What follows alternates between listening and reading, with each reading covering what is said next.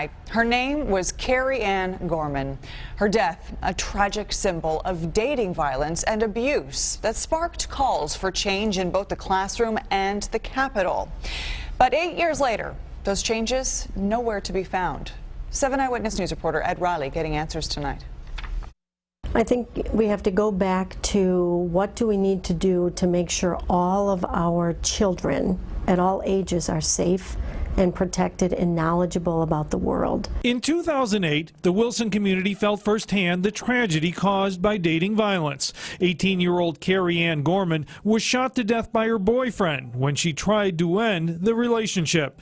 Afterwards, then State Senator George Maziarz introduced legislation that would mandate dating violence education in all schools. It was called the Carrie Ann Gorman Act. But 8 years after Carrie's death, it is still stuck in Albany. I think it's a travesty that it was never adopted by the Assembly and the Senate, and I think that it is critical. I mean, in Niagara County, we have schools who are opening their schools to us to be able to come in. That's not true across the state. But local schools and organizations are pressing ahead with their own efforts because dating violence is continuing to grow. One of the larger issues with domestic violence is that it is really clandestine, which essentially means that the entire notion is it's a secret. Today, cheerleaders at Wilson High School wore these special shirts to remember Carrie Ann and to remind fellow students how serious this issue is. And we're seeing it in becoming normalized in society for people to be abusive in relationships. And Niagara University announced it is starting a new collaborative campaign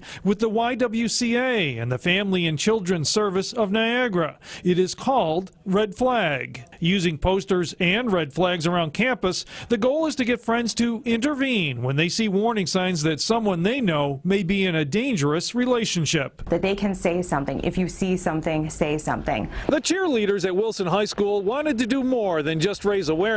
They also wanted to help the victims. And during tonight's varsity football game, they will be collecting donations to help support the Niagara Frontier YWCA Domestic Violence Victims Shelter. In Wilson, Ed Riley, 7 Eyewitness News. Thank you, Ed.